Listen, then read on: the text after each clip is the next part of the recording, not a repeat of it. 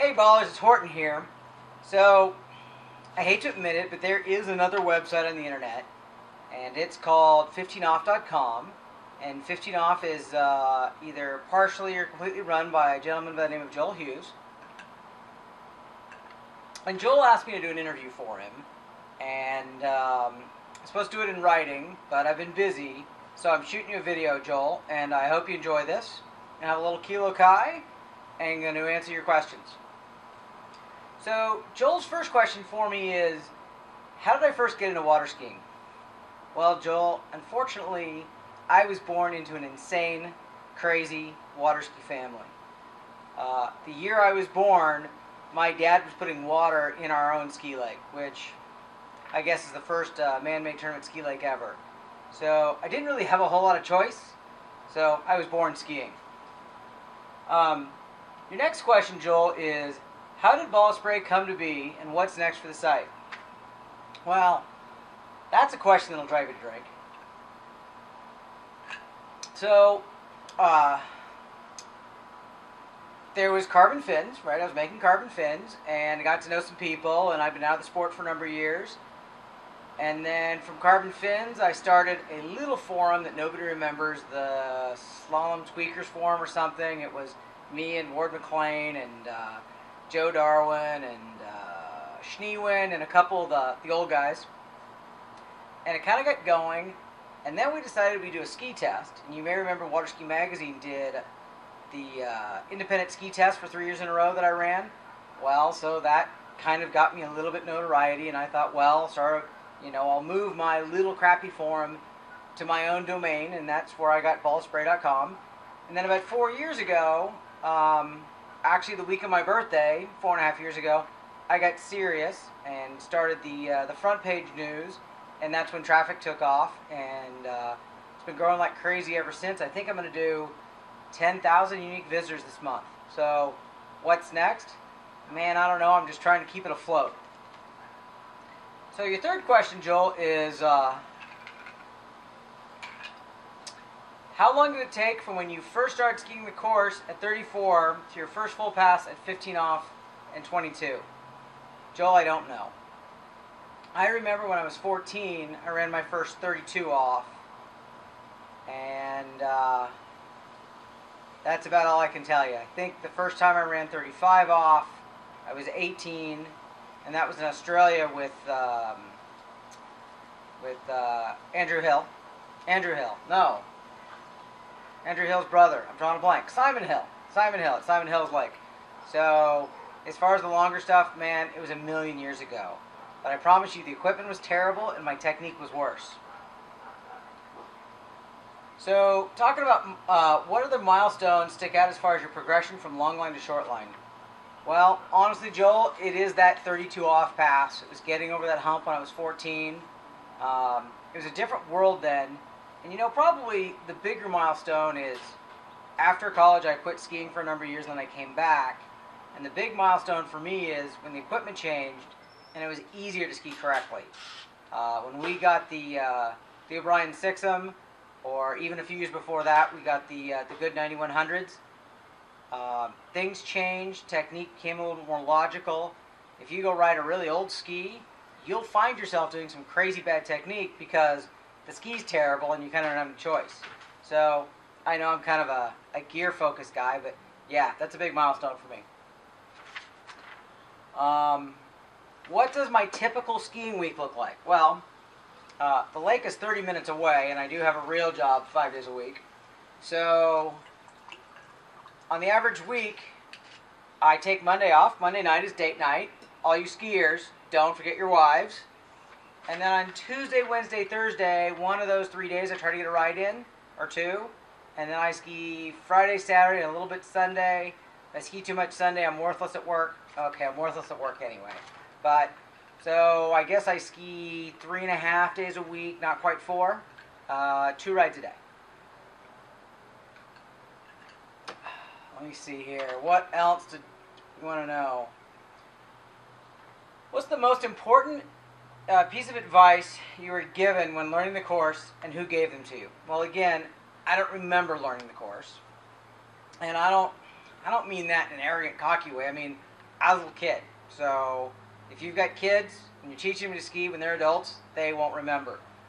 But about 5 years ago, I was skiing with Mark Montgomery and Dave Button and Charlie here in Baco, and that's where I really learned to get stacked. I think it was Dave Button that really said, hey man, you really gotta not be so squatty, because I'd misunderstood new school and I was trying to ski that way and had my knees really bent. And when I learned to really extend my legs and move my center of gravity, my center of mass up over my bindings, that totally changed my skiing. So, I was already a 35 off skier, but I would say since then I've become a 38 off skier, and every once in a while, like last night, I will run 38, and I think that really center mass management is super critical. So what's the worst type of advice I see on the forums these days? The thing that really makes me cringe on the forum is people that are trying to have a formula around fin settings. Fin settings is something that I realize that even with my experience, I don't really understand. There's probably 30 or 40 people on Earth who really get it. The Andy Mapples of the world, the Drew Rosses of the world, Matt Reaney's, those guys really get it. For the rest of us, we can kind of adjust around it. But for somebody to say, hey, the water dropped 10 degrees, I'm going to take a couple thousandths out of my depth or move my fin, my DFT forwards and backwards, I think it's a terrible idea. You're going to change more from day to day if you didn't have enough sleep. You're going to change more going from boat to boat than you will with 10 degrees of water temperature. So I'm adamant that fin adjustment based on water temperature is a bad idea. And I guess if you're Schneewind and you live in wherever he lives, in Iceland or whatever, and the water is always frozen, and then you go to Florida, that's a radical change. You might make an adjustment, but it's got to be radical. Hell, here in Baco, when we have a north breeze, I should say, we'll have a 10, 15 degree temperature swing between the ends of the lake. Do I need to change my fin depending on which direction I'm going? It's just, it's silly. Just a moment. Might mention Kilo Kai is fantastic.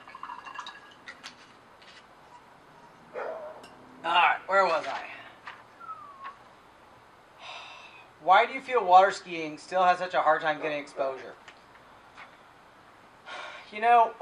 20 years ago, 30 years ago, there weren't a lot of extreme sports.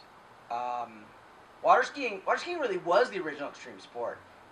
25 years ago, people knew the names Sam Duval and Carl Roberge, and they'd seen the posters of Camille, God help us all. And I think today, with all these other sports, and with the fragmentation of media, what I mean by that is there's all these different kinds of magazines, and all this crazy stuff on the internet, that it's really hard to capture people's attention. The other problem with the sport, frankly, is cost of entry. It's so expensive to get access to a ski site that's good enough to be competitive. At least here in California, I can only think, southern half of the state, I can only think of 2 or 3 courses on public water, which means you either have to be in a club, and there's very few of those, or you've got to have a house on a lake, or you've got to be insanely lucky like me and just know a lot of people who have their own places. By the way, I'm trying to get my own place, and it's a nightmare. It's not even about money anymore. It's just about finding the right opportunity. So, access. Access, I think, is killing the sport. And I don't have a solution. It would be great to say, well, we just have to do X. But as far as exposure, I don't know. Thinking about it today, I used to kind of know some Hollywood people. And I kind of just want to beg them, please, how can we just get some water skiing in a commercial or something? I don't know. So if there's any ballers or 15off.com folks that know people that are in the media that are outside the sport, please, what do we got to do? If nothing else, how is Will Asher wouldn't he be a great spokesperson for something non-water skiing? Couldn't he be our Shaun White? Or whoever. If I were president of USA Water Ski, What would I change? Wow. You know, the role of USA Water Ski is, it gets criticized a lot, and I think it's one of those thankless jobs. I think that currently USA Water Ski does what it was originally designed to do. USA Water Ski was designed, I mean, it really came into its modern era 35 years ago or so. We needed an organization to define and enforce rules. And it wasn't designed to promote water skiing. It wasn't there to advocate water skiing. It was just there to make sure that we followed the rules. And as the sport's evolved, I mean, the rule book is thick and it's accurate. I think it's actually pretty good. But our association, what we really need is advocacy. What we really need is exposure. I don't think the water ski factories, the ski companies, the boat companies, care if we ski tournaments or not. They want to sell product. And we as slalom skiers, I don't really care if I ski USA Water Ski tournaments. I just want to ski quality tournaments. And as it happens, those are the USA Water Ski tournaments. So if I were in charge and I had the budget, I think it would be about promoting. I think it would be about the crazy fantasy of working water skiing into Hollywood. It would be about trying to get water ski athletes in mainstream magazines. I mean, Gentleman's Quarterly is screaming for Will Asher.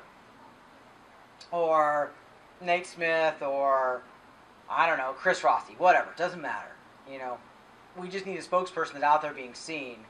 I know that maybe that's not what everybody thinks USA Water Ski is there for, but I don't need the gate rule changed again. The gate rule's fine. I know what it is. We all know what it is. We don't need more rules. I know they take care of the insurance stuff and all the bureaucratic. The bureaucratic part of USA Water Ski, it's necessary, but it doesn't really impact the growth of the sport, I don't think. All right. Joel says, you've been reviewing skis for a long time. What are your thoughts on Indian versus Aero for all levels of skier? Well, this is a vicious circle question. Because if you are regardless of your level of skiing, if your equipment is inappropriate, it's going to have a real impact. If you're on a pretty good piece of equipment, it's probably fine. So for myself, 35, 38, occasionally a little bit of 39 off, pretty much any of the high-end skis, I can make them work. One or two of them are clearly a little bit better for me.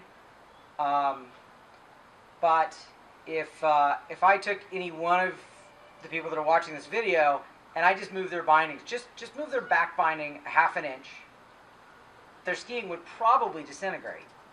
If I took you to a 5-year-old ski, 4 out of 5 of them, you'd probably lose half a pass. So, and it's amongst, I guess what I'm saying is amongst the high-end skis, they're all pretty darn close.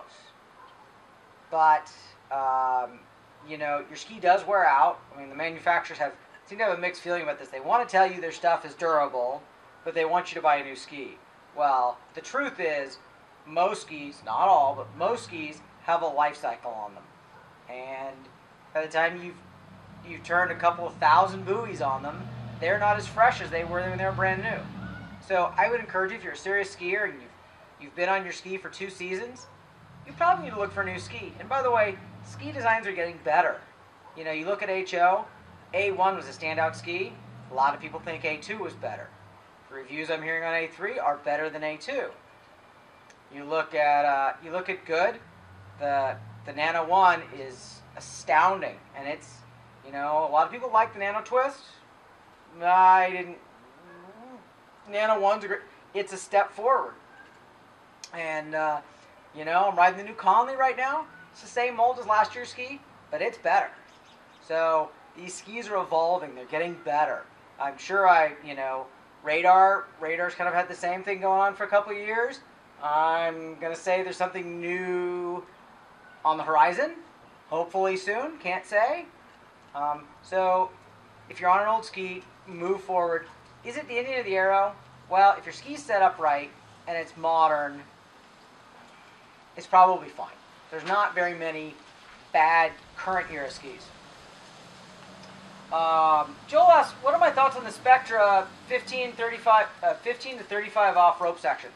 So this is something that US Gear, who's an advertiser of mine, and Gordon Rathbun advocate. I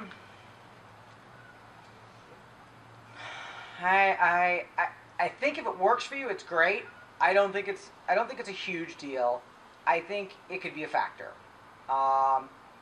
I got one of those ropes, and I put it out to 22 off or 15 off, and I skied a couple passes, and I got on my regular rope, and I pulled on it. With a brand new rope, the Spectra rope is definitely stiffer. But if you want a stiffer rope, I hate to say it, but get somebody who runs 35 off to run a bunch of passes on it for a couple of days. It'll be stiff. It'll be stiff enough. And then Joel's last question, oddly enough, is, after a day of skiing, what is my drink of choice? Well, folks, I don't always drink spiced rum, but I am so pleased to have Kilo Kai as an advertiser on Ball Spray. I can't say who the Kilo Kai people are because they kind of like to be anonymous, but they're really happy to be involved in water skiing, and they make a great product. It's about the same price as Captain Morgan, but it's much better. And they're skiers. They love it, and they make a great product.